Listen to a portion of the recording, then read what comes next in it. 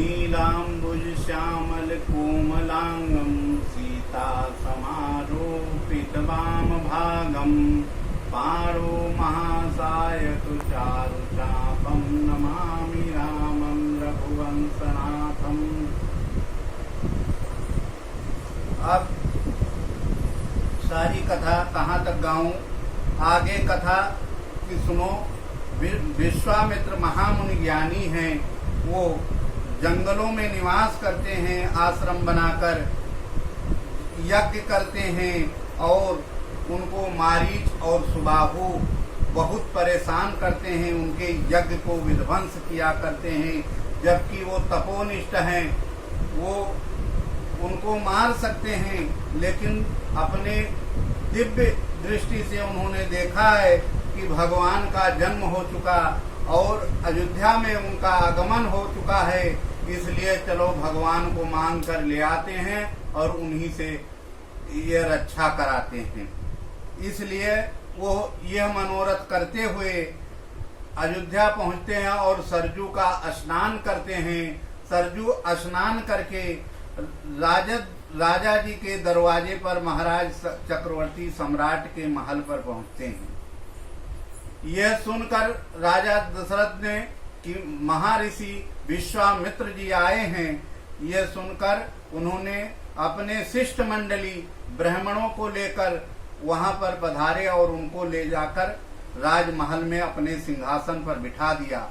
उनका बड़ा सेवा किया, उनका सत्कार किया, उनका पूजन किया, उनका चरण धोया और इस प्रकार वो वहां पर बैठकर अपने चारों पुत्रों को बुलाकर उनका प्रणाम कराया और वो वहीं पर प्रणाम कराया और आशीर्वाद पाकर फिर जब उन्हें आसन पर विराजमान हो गए महर्षि से महाराज दशरथ पूछने लगे, हे महर्षि, आपका आगमन किस कारण हुआ है, वो हमें विधि पूर्वक बताइए।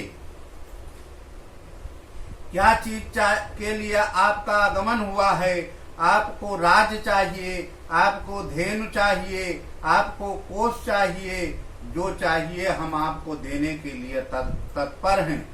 हम आपको हर चीज देंगे।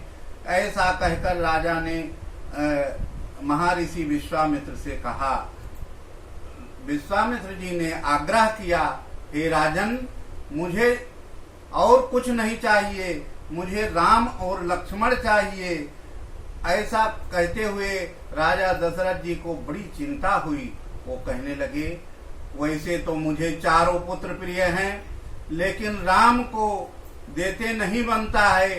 हे महर्षि विश्वामित्र, मैं राम को नहीं दे सकता हूँ, ऐसा कहते हैं। इस पर महर्षि वशिष्ठ जी वहाँ मौजूद हैं और वो कहते हैं, राम जी को और लक्ष्मण को उनको दे दीजिए, उसमें आपका ही कल्याण है। ये जानकर महाराज दशरथ विश्वामित्र जी को राम और लक्ष्मण को प्रदान कर दिया, दे दिया और कह दिया, हे पुत्र, आज से ये महर्षि विश्वामित्र ही तुम्हारे पिता हैं और तुम्हारे माता हैं। ऐसा कहकर उन्हें प्रदान किया। महर्षि विश्वामित्र राम और लक्ष्मण को लेकर चलते हैं। संध्या का समय हो गया। तैसे ताड़का जो है देखा कि महर्षि विश्वामित्र दो बालक लेकर राम और लक्ष्मण को आ रहे हैं। वो हंसी और कहने लगी कि ये बाबा कहाँ से दो बालक ले आए कोमल कोमल। ऐसा सोच ही रही थी। विश्वामित्र ने राम जी से आग्रह किया, हे राम, यह ताड़का है, स्त्री है, अवध्य है, इसे मारना उचित नहीं है, लेकिन मेरा आदेश है कि इसे तुरंत मार दिया जाए और विलंब न किया जाए, क्योंकि रात्रि में राक्षसों का बल बढ़ जाता है, इसलिए इसे तुरंत मारा जाए। राम जी ने देरी न करी, ताड़का का वध कर दिया। दूसरा दिन हुआ। दूसरे दिन आगे जाते हैं पूरा दिन चलने के बाद फिर संध्या का विश्राम करते हैं। तीसरे दिन वो वहां पहुंचते हैं अपने आश्रम सिद्धाश्रम पहुंचकर सुबह होती है तैसे भगवान राम को एक जगह जंगल में ले जाकर एक दिव्यास्त्रों का प्रदान करना शुरू कर देते हैं।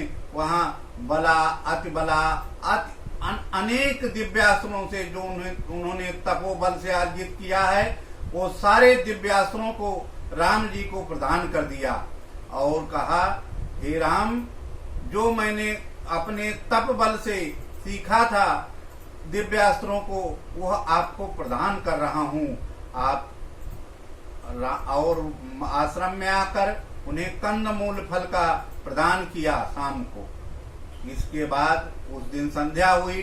दूसरे दिन भगवान ने कहा, हे गुरुजी, आप यज्ञ करें। यज्ञ करना आरंभ हुआ। यज्ञ 7 दिनों तक चली और संपूर्ण हुई।